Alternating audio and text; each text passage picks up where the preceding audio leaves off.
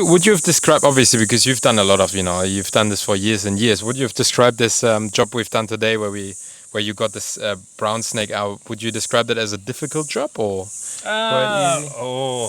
Snakes can be quite reluctant to come out of a hole. Yeah. And I filled up holes that had a snake in them. The snake just pokes its head out, goes back in. Pokes its head out, goes back in. Does this for hours. So some are like that. Others come out straight away. Eastern brown snake, one of the most venomous snakes that you can find in Australia and in the world, right? Well, it's the snake in Australia that's most medically significant in that it causes the most deaths. There are more dangerous snakes than brown snakes. Yeah. Like the coastal taipan, I would say, but they're in very remote places and remote places. But they don't come in touch with people a lot. Are they? Not as much. Not as much. But brown snakes constantly do.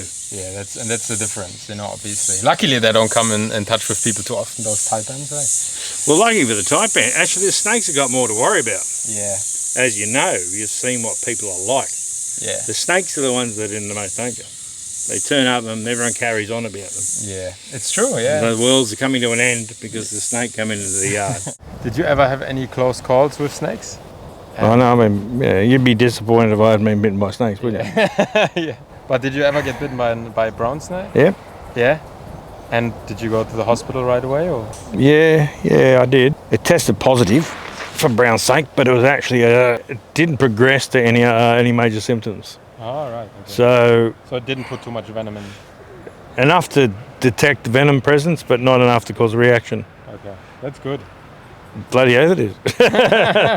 It's so much better than hemorrhaging out and dying in like 20 minutes. What does the venom do to you if you don't get treated and it actually puts a prop up like a prop? Proper dose? Well, what it does, it affects your blood's chemistry. It has a powerful neurotoxin, but for some reason, I don't understand, I don't know why it does this, but it mainly affects humans, activating this clotting factor. And then what happens next? You can hemorrhage and die. And once you're hemorrhaging, the antivenom doesn't help you. So some people die rapidly that way and then are unable to be saved, and then it makes the newspaper. But mostly what ends up happening, most bites are either dry or they're treated or, As long as you get help quickly and you get the anti-venom, everything is all right, no? I've never had any venom. Not a drop. You're lucky then, no? Pretty much. Did you notice that today, that if you pull out a small snake? Yeah. His mum around. Yeah. But it's not like this. I mean, they're like... There's not maternal care. Exactly. They're alone once they are born, aren't they? They're on their own pretty much their whole life, and in some cases they stay in the same shelter site for some reason, like due to reproduction. Yeah. But they do mainly on their own. And some snake species are different others, but the vast majority of them, they're very secretive. Yeah. They don't dwell with others of their own species. I did step on a snake once, but luckily it didn't bite me. I was very lucky. Yeah, and where was that? That was over in Western Australia, actually. Yeah. I was just walking through the bush and I didn't look where I was walking, and then out of a sudden I felt this feeling on my leg, like something was, wrapping around my leg and some weird movements, and I jumped and I saw this little snake running into the bush. But I don't think it was something dangerous, and it didn't bite me. I think it understood it was an accident, so it was nice, You do have to watch out, because if they bite you, that's when, obviously they feel threatened, you step on them or you push them in a corner, but that's what every living being would do, protect themselves. You know what happens in Australia? People imagine a lot of snake bites occur when people are just walking around and accidentally engage with the snake. And of course that does happen. Yeah. But what seems to be common in Australia is that there's a dangerous snake that people perceive as dangerous, but they go to the snake. The snake's there, they go to the snake, and then they interfered with it negatively. And in the process, they cop a bite. Yeah. We see a high incident rate of this, and they're adult males that get the most snake bites. Not kids skipping through the meadow. Yeah. Not. I wonder why. It's and the other factor is alcohol. Right. Quite often, the a patient presents themselves and they're under the influence of alcohol. I've heard of farmers being bitten. They go, oh, hang on, it could have been a brown snake, or I'll have to go to a hospital, but I'll go to the doctor. They go to the doctor, wait in the waiting room. Yeah. The doctor waits and sees them and goes, what's up? Oh, yeah, no, I've been bitten by a snake. Oh, well, let's ring 000, apply a compression bandage. Guy dies. Snake bite can be quite subtle, particularly from brown snakes. You just think, oh, was that? Yeah. When they bite you, yeah, you don't really feel it there. Yeah, well, some snakes are a big deal. You Yeah. get bitten, you think, oh, Yeah. stingy. Yeah. Oh, hang on, I better get that looked at. Yeah. So, but brown snakes don't have that. I've got colleagues that have been bit a number of times by different species and not been envenomated at all, or only been mildly envenomated. Yeah. But then one day they copped a bad one, and that was like very bad. Well, mates of mine have been in comas. I've had mates that have Comas. died on the operating table Oh no. and been revived consecutive times. Wow. That's happened to more than one of my friends. You always cover up in the bush because one is the sun, you get freaking cancer, you get skin cancer. Yeah. The other thing is you get cut and scratched on things, and Yeah. long pants and long sleeves, they give you quite adequate protection against when you're handling snakes particularly. It gives you adequate protection against snake bite.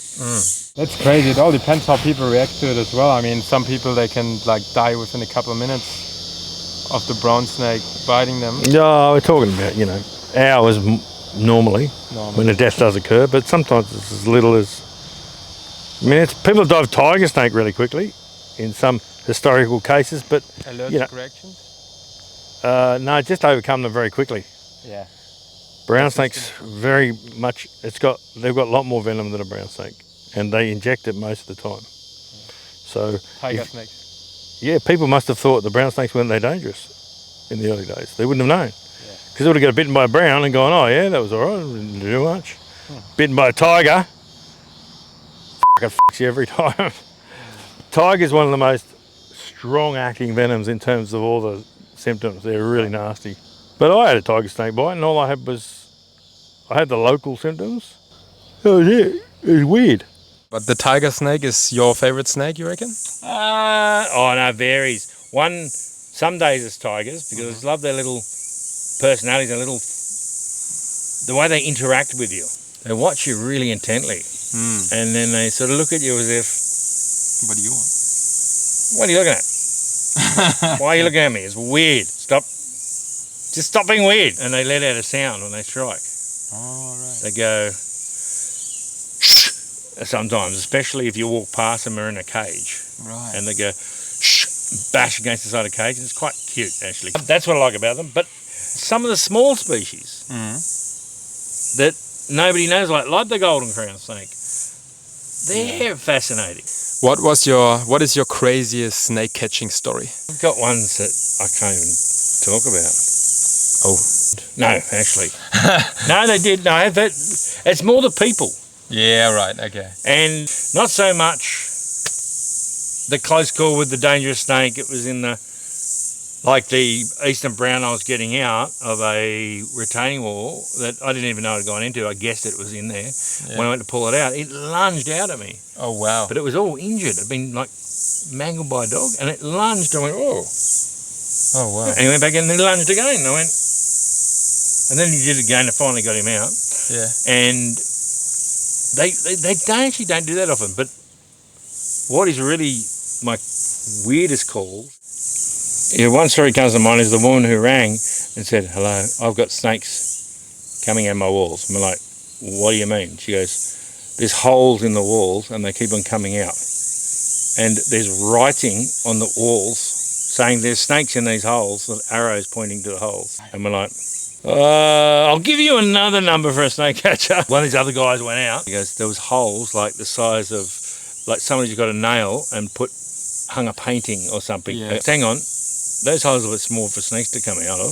And hang on, wasn't there writing on the walls saying there were snakes in the holes. Yeah. And she goes, oh, no, someone broke in and rubbed that all out. Of course, this person, the other snake catcher, looked around and said, oh, look, there's no snakes coming out of them. Can I go? And she's like, oh, okay. She was happy. What? So she was obviously high on drugs or something? I think it. Possible mental health problems. Maybe, yeah. The other worst one is I got a call in winter to go to a guy's house, and he works on night shifts. The day before, he saw a snake under his bed with his inspection camera. He said he was lying on a bed and he put an inspection camera under his bed and he could see a snake. I went to his house and it was out in this very outlying suburb of Sydney. And he goes, oh, come and show you where it is. And he was an older guy, he had a beard too. And he's like, oh, I think it's in here. As he approached his room, it was full of pornography. I mean, old school magazines everywhere. Very awkward, yeah. Well, I thought, oh, well, that's what he's into. Oh, fine, he's not too fussed with me wandering around his house, seeing that he's got his porn. So I stepped over the magazines, walked into the room, and then he had like different sort of toys on the shelf. And I'm like, where did you want me to look? He goes, oh, under the bed. I'm like, hang on a sec. This is getting pretty weird. And I'm actually now quite curious, but not, a little bit concerned. Yeah, like what's gonna happen? As long as someone knew where I was, I got down, looked under the bed, and he's like, under the bed, have a look. I'm like, yeah, okay. I get down, look under the bed. There was just bottles full of urine. What? Like when you look at a bottle, you go, that's got urine in it. Yeah. And I'm like, this is freaking nuts. And there's just bottles of piss under here. And I'm like, okay, there's nothing under the bed. So, at the time, I think, we got other appointments. We got to get going. So I get up and he goes, so I've got nothing to worry about. I go, no, that's all good. He goes, that's good. Wow. Then we walked out to his kitchen and he made me a cuppa and we had a yarn. And he was quite a nice bloke. And that was it. I was like, strange. What was that? Or what even was? Why did that happen? What is this? Yeah. But that's all it was. Yeah. Wow. So it's not necessarily the snakes, more the people that get strange sometimes and crazy. That is the weirdest thing. The snakes are pretty much standard. Yeah.